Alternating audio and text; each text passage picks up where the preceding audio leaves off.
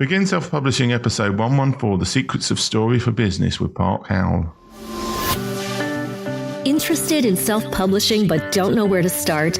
Want to get your book onto Amazon? Want to hold your paperback book in your hands? Learn how on the Begin Self-Publishing podcast with your host, Tim Lewis.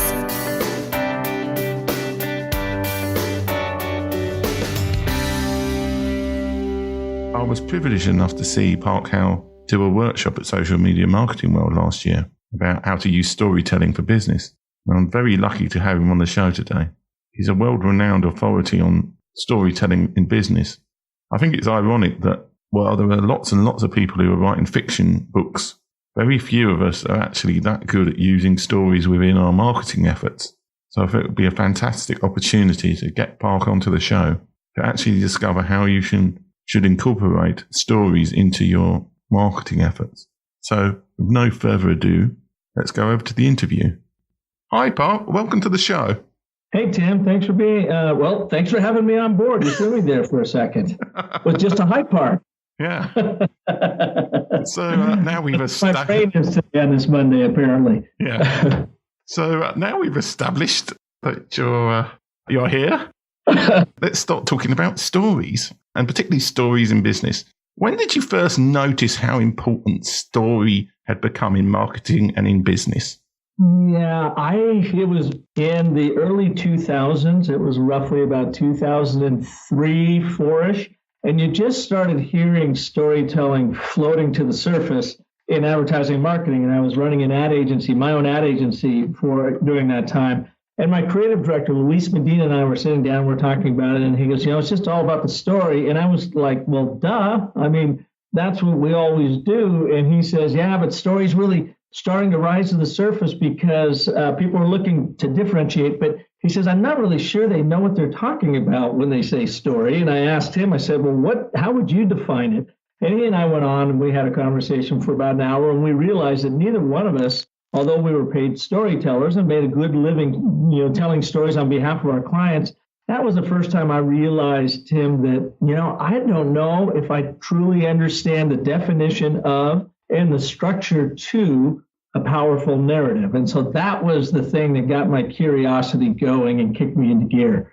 Okay, so I suppose I'm going to skip from the questions I was going to ask and say, so how would you, if you were trapped in an elevator and you could only get out, if you could give a 1 or 2 sentence description of what a story is, what would you say?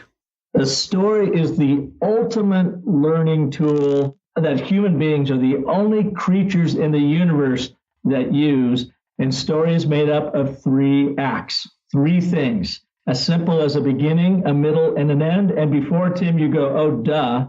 Let me explain that real quick. Because story is the ultimate learning tool, the beginning is the setup to the story to establish context. The middle is the but or the conflict. Something has happened.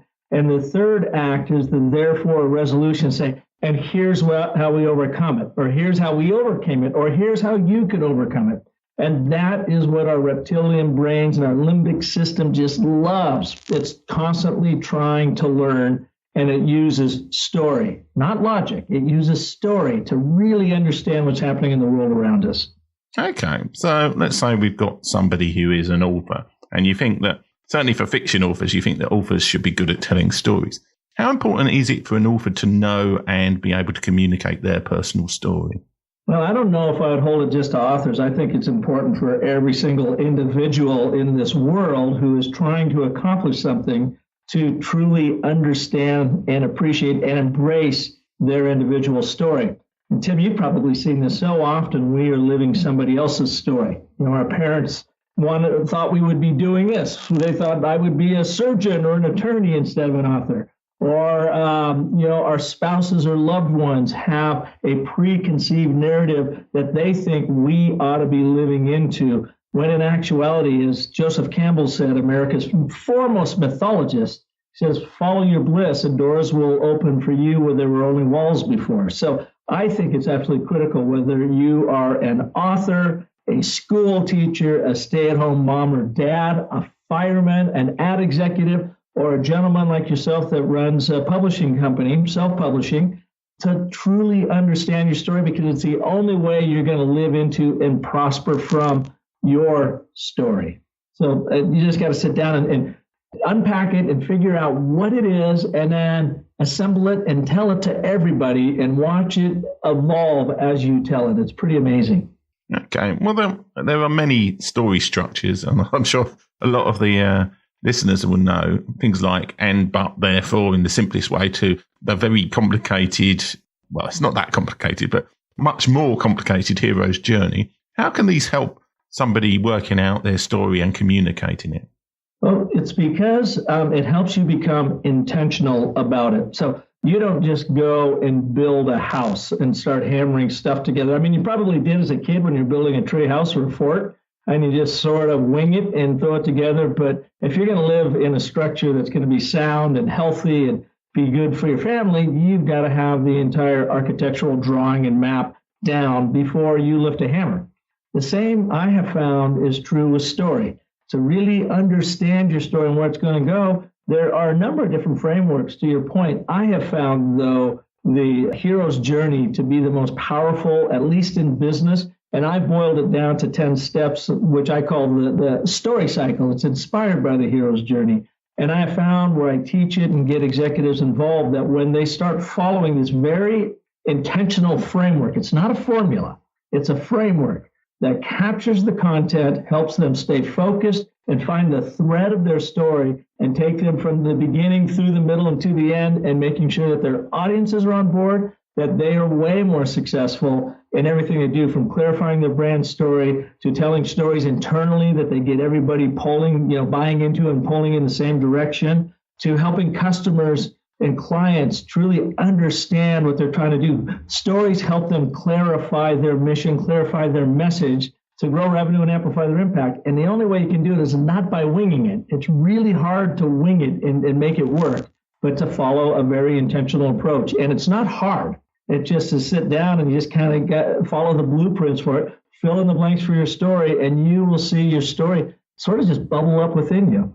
Okay. I mean, I'm going to ask something that sort of occurred to me, and something come back as a flashback after I did your story workshop in March at Social Media Marketing World, was if we're talking about somebody's personal journey, then they might not be necessarily at the position where they've gone all the way through the sort of story cycle.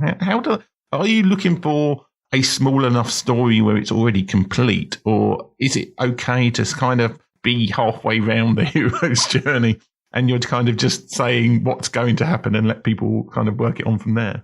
Yeah, you don't have to follow the hero's journey exactly. The more, it's like anything, the more practiced you are with it, the more you understand its nuances and how you can really make those work in your favor. But you can do a simple story as, here's an example. I had a guy show up in my office 2 weeks ago. I'd met him at a breakfast, and he was looking for a job, and he's a controller. And so he worked in finances and that sort of thing. And he came in and he had his resume, and he had 20 years experience, and he was Six Sigma black belt, and he had all the requisite experience. He had all the credentials, he had the education, and that. But what he didn't have was his story that really made him stand out. So when I asked him a little bit more about his, what is he really good at? What is he different at in the commoditized world of being, a financial controller? And he was telling me then about this company that he ran, and it was really successful. He was the controller of, but the owner became a bit of an absentee owner. He had made a ton of money. He really wasn't into it anymore, and he started disappearing. And then the owner's partner decided maybe he was going to retire, and they left it upon this guy to kind of start running everything. It was a hardwood flooring company. And, oh, by the way, not only run everything and make sure everything's going, keep us profitable, and see if you can't sell us. So he did over the course of the next 3 years. He set it up. It was sold to a company in Southern California that came in. Of the 35 roughly people that worked for him, I think he said only 7 people lost their jobs. So his job was to try to keep them all together and moving forward. And it was very successful. And then after 9 months of that, he decided not the place for him anymore, and he left. But now he was looking to put together another job. He was looking for another position. So when he told me that story about what he went through and how he muscled up to becoming not only COO, but CFO and making sure people weren't getting hurt on the assembly line and that kind of thing, I said, well, there's the story for you. I mean, you are a controller that works especially well in very strident, very evolving, very disruptive circumstances. And by the way, the company that he was going to apply for was anticipating some disruption of the market in 2018, and were looking at how to work their budget so that they could invest through this disruption and come out well on the other end. So I just said to him, I said, instead of selling yourself as a Six Sigma controller of 20 years experience, which is all commodity, by the way, tell him the story about what you went through and what you learned in the most difficult times within that job, and that you are the person for this new position because you see difficult times coming ahead for them, as they've already acknowledged in this disruption, and you are the financial guy to help see them through it because you've done it before. So now we've taken this guy who is like just a numbers guy, a total commodity, as we all are, by the way, Tim, unless we really dial in our story. Now he has a real world, truthful, well-told story that demonstrates the character of what he's about, that demonstrates a fortitude that he brings to his job, and demonstrates the principled financial background that he's going to bring in, but probably more so than anything, shows him that he's not afraid of taking on new challenges and seeing them through. Now, if you were going to line up six Sigma controllers with 20 years experience and everybody else came in and just talked about their credentials, who would you hire? The 5 that told you about their credentials, or the guy that shared his character with you? Yeah, exactly. That's the power. Yeah. So I suppose what I would say there is that, so that's almost like, not really an anecdote, because obviously it's kind of longer than that, but we're really trying to look for things that we can mine from our own personal experience that make us kind of unique and also indicate what we're trying to achieve. Is that the right sort of idea, really? Yeah, really, your best stories, your most pivotal stories, the ones that are really going to suck your audience in, come from the smallest moments in your life that had these greatest impacts. Like my father, who's 91 years old, and he's still cranking away up in Seattle, Washington. He was a Depression-era dad, and it was all about work. He was a civil engineer, heavy construction, and we were out digging fence posts. We'd moved into this new house. I was in like the 4th grade, 3rd grade when this happened. And we had 12 acres of land, beautiful place. And we were digging fence posts for these cedar fence posts. And I was whining about it. It was kind of raining on it, as it does in Seattle. And he came out, and I was sort of whining as I was digging that fence post. And he said one thing to me, Tim. He said, pick up that shovel or someone else will. And then he walked off. And that I've kept with me my entire life. Work ethic, stop whining, suck it up, get through it. Life's not always easy, but that little singular moment has had an immense impact on me. And when I tell that story, other people nod in agreement, because we've all had that fence post story in our life. And it's what makes us who we are today. And it's a fun little story that is unexpected in a business environment, but it reveals something about my character, and it reveals something about the character of the people sitting in the audience when they can connect their story with my story. And that's what you're ultimately trying to do, using stories simply to connect. Okay. And how much does relevance count? So let's say if we had somebody who'd written, say, a thriller or something. I'm not sure whether that work experience story would be that useful for them in terms of marketing their thriller book. What sort of things should they be looking for in terms of their own life experiences or why they wrote the book? Well, what sort of things should they be looking for in terms of marketing, say, a thriller or something along those lines? Yeah, I would say, like with everything, know your audience. Who is your audience? What do they care about? And in your communication to them, answer 3 questions. What do you want them to think, feel, and do? What do you want them to think about you as an author, as a thriller author in this case? But it might not even be, what do you want them to think about you? That's the first place we always sort of default to. But what do you want them to think about the book or the story? Ooh, like that's surprising, or that's exciting, or that's different. What do you want them to feel like? Maybe a little bit of FOMO. Am I missing out here? The fear of missing out because I haven't gotten this book yet? Do I feel like I need to get this on my bedside table as soon as possible? And then what do you want them to do? I want you to click here. I want you to go down and buy it. I want you to buy it through Amazon, whatever that is. And then to your point about the relevance statement, when you know who that audience is and what you want them to think, feel, and do, you can preface and should preface every story, even your little anecdotes, with a relevant statement. And a relevant statement, I've learned this from the brilliant minds down at Anecdote out of Melbourne, Australia, and I'm one of their certified teachers and coaches for their Storytelling for Leaders program. And the relevance statement basically sets the stage for your story.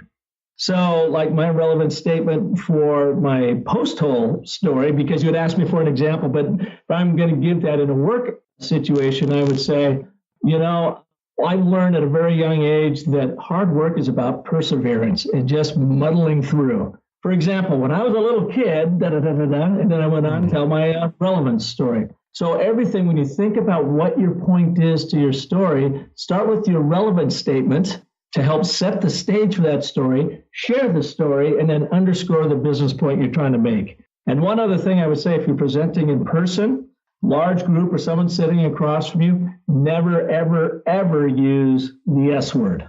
Never say, I'm going to tell you a story. Or here's a story for you. And why do you think that is, Tim? I don't know. I'm going to let you explain. Well, when I would say that to you, what's the first thing that comes to you? Tim, let me tell you a story. Yeah, it sounds like, it's almost kind of like this feeling you think of some sort of old grandfather figure telling you some long, boring story or something along those lines. Exactly. So executives sit there, they cross their arms and say, I don't have time for some story. No, I don't. Or they're just trying to set me up and manipulate me. Or, oh my God, not this story again. So you've already starting from a bad place if you use the S word. Just launch right into your story. Start with your relevance statement and then share your story. Make sure that you have a great business point related to that story.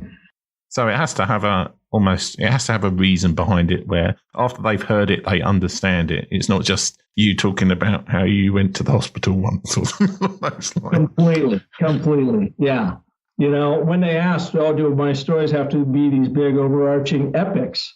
And I can say, no, in fact, some of your most powerful stuff comes from the little tiny moments in your life that influence your character. And I can tell them a story about watching my grandmother. And this is when I was just a little toddler playing the piano and was amazed at the beauty of it and the mystery of it. And I went on to play the piano my whole life. I got a degree in music composition and theory purely because that day on Lake Light in Minnesota, when my grandmother sat down to what I thought was a cupboard, and it turned out to be a piano. And then she played the Darktown Strutter's Ball. I remember like it was yesterday. So there's a little tiny incident that had an enormous impact on my life and an example of a small story that can really demonstrate the character of yourself or the presenter. Okay, so let's say we've got somebody who's very private and they don't really feel comfortable with sharing much about their life. How can they look for stories that maybe are less personal? Or how would you approach somebody who was a bit sort of reticent about sort of talking about their life? I get them all the time. And usually when they just tell one story, they embrace that vulnerability and they're scared witless. And they get up and share their story and they see the reaction of the audience. All of a sudden, this courage kind of wells up inside of them. I had this happen to me. I was working with Hilton Hotels in Memphis about a month ago, and I was working with their internal ad agency there, plus some of their external agencies, and we did a 2-day story workshop to help them with their stuff.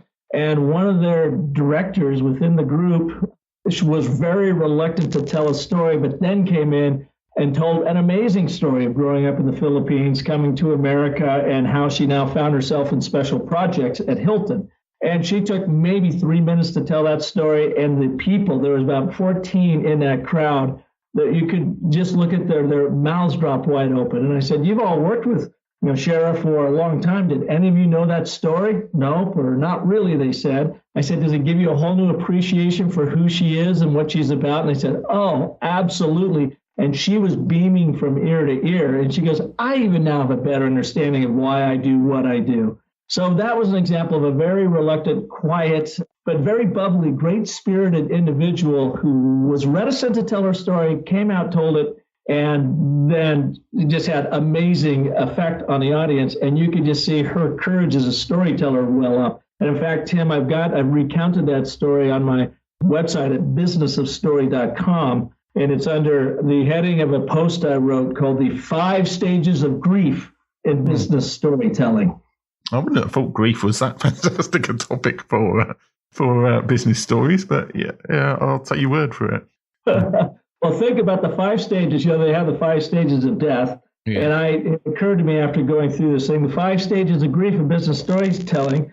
Number 1 is denial. This story crap doesn't work. So you got to show them that it does work, even when they cannot resist it. They get sucked into the story. Then there's anger. My hard skills of technical thinking can outmuscle your soft communication, relationship, storytelling skills every time. So you get that anger thing, and then you show them that, no, actually, you're only angry because you're afraid of it. Let me show you how you can put it together. Then you have bargaining. Oh, my God, I'll do anything. Just don't make me tell a story. And then when they get up to tell the story, they bargain again with the audience. Now, I'm not a very good storyteller, so don't expect much here. And then they get into it. Always at the end, after that first round, you just see them sort of well up with some courage. There's depression. Then there's number 4. I don't have any good stories to tell. Nobody wants to hear my stories. And I'm telling you, Tim, everybody has marvelous stories within them, something that they experienced that their audiences do want to know, do want to hear about, because we learn from them. And then finally, the 5th stage of grief is not grief, but it's acceptance. And when you see people finally accepting stories and using them in their lives, and I see this time and time again with my students from Arizona State University, is they will come up, even give me bro hugs. The big dudes give me bro hugs. Say, man, I gave a presentation last week, and people came up and said, that was the best presentation I've ever seen you give. And I said, what was the difference? He goes, I used stories. I dropped in little stories here, little stories there, and it was so much better, and everybody loved it. Nobody got bored, and it works. So that's what I say. I mean, stories, super powerful. It is like our one true superpower as human beings is storytelling. Yeah, I used to work with somebody 10 years ago or so. Well, 2 people. I used to work on this very small team of 3 people. And one person talked all the time, and the other person never talked at all. It was literally, you'd say hello, and he was like, hello. And you say, how was your day? And it was good. And he actually, when I got to know him better, he had the most amazing stories. He'd lived all around the world, and he'd married the sort of director of some enormous international company. And I think everybody has stories. I think that's the thing that needs to be appreciated. And I suppose that was a story as well. Yeah, well, and I think it's in how you ask those kinds of folks, those questions too, is like, what happened to you today? Yeah. Or what did you have to overcome? Or what was your biggest moment last week? And things like that, to start thinking to themselves about a where and a when. If you get to talking about a where and a when, that starts the story cycle process, because if you're spotting stories in the wild, it really comes down to 5 primary things. Timestamp. When did this happen? The more specific you can be, the better. I was in Atlanta, Georgia last Tuesday working with research directors at Emory University. So timestamp, last Tuesday. Where? You want a location stamp. I was at Emory University in Atlanta, Georgia. And then you need to have a central character. And in this case, it was, I could call out any one person, but just say, for instance, it's the group, it's the directors that I was working with in the research group. And then you need to have action. So something has to be happening. Was there a dialogue going down? Well, it turns out with this group, I didn't realize what they had been through until my second day working with them. And I found out that they were the frontline administrators for the Ebola crisis here in America back in 2014. They took in the first Ebola patient at Emory University, and the people that I were working with was the group that had to prepare the hospital, had to work with the CDC, the Center for Disease Control, the federal government, and make sure that everything was, set up right so that the Ebola would not get out and they could take care of these patients. And then you have to have a business point. So in this case, the business point for me was, it occurred to me that only ordinary people do extraordinary things. We can look at a few of the big shots out there and think, wow, that's an extraordinary person. That's why they are achieving such great things. But it looked to me, when I was working with these folks, very smart, passionate, bright, brilliant people, totally dedicated to their world. But until I heard what they had gone through, I hadn't really particularly viewed them as extraordinary, but I sure do now. And that's my point, is only ordinary people do extraordinary things. Okay. So let's go to a more technical question. Yeah. Do you think it's better, both in text and in verbal form, to have just one long story, or to have, like, fill it up with sort of lots of little stories that are relevant to whatever point you're trying to make? Or is it a case of what works at the time? Yeah, I think it depends on what you're trying to do. If you end up with a TED Talk and you've got 18 minutes, then I think you have to have a story theme or intention overall that takes your audience from beginning, middle to end. But in doing that, then I think you pepper it with a lot of maybe little stories or anecdotes or insights that are story, very simple, but would help propel the whole presentation along. Now, in some cases, you may not have that. You might have only 3 minutes in front of somebody to make your point, in which case then you end up with one story. So I think it really does come down to the point you're trying to make, how much time you have, and how quickly can you get them to that think, feel, and do moment. Okay. And do you think there is any difference between, if you're trying to communicate a story, say, in a written form or an audio form or a video form, are there any things that people should appreciate about how they're telling the story, what the medium is? Well, yeah, certainly. And I'm not a filmmaker. I've made a lot of little films for the fun of it, but I've written a manuscript, but not a book. And the training I've gotten through storytelling for leaders, I can tell you there's a big difference between oral storytelling, which you and I are doing right now. So you can take little flights of fancy and bring it back, and you're not going to use the best grammar all the time and whatever. Yeah. You might throw an F-bomb in there or two for effect. I don't know. But if you're going to then tell that story on paper, you've got to rethink how you write that. And, we read way differently than we speak. So even though you do want it to sound natural and have dialogue and whatever, there's a completely different approach, certainly, to capturing and sharing your story in written word versus oral storytelling. Then you get into film, movie, TV spots, whatever. Now you've got see and say, you've got something going on your audio track, your narrative level. Plus you also have visual storytelling, which is immensely powerful. So you don't have to tell the whole story in your narrative dialogue. You can let the audience, and should let the audience, connect the dots as you go through, because they're watching and seeing and experiencing it. Then you have now virtual reality that's really coming in. That is changing the face of how you use movies and TV, that audio visual, to interact with your audiences. And the narrative changes on how you go about that. And I think Hollywood is still working hard to try to figure that out.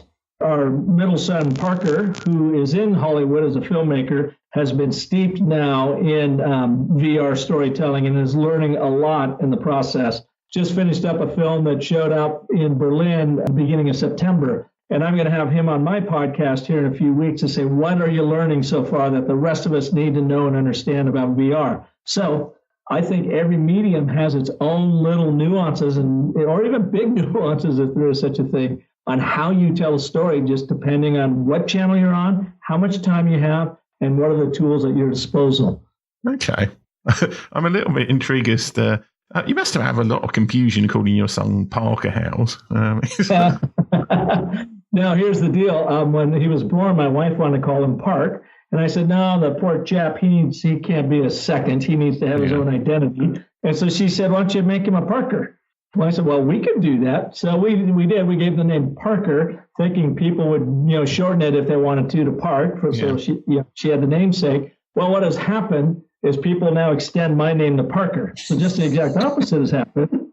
But he's Parker James and I'm Park Lewis, and it's great fun. Well, yeah, it's not a case of it. You named all your other children Park something as well, or Park and Recreation or something along those lines. We don't have a Parkette, and we don't have a Repark.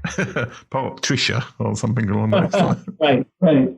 Anyway, I think we've just about used the time up of the interview. So, how can people find out about Park Howell and the things that you do?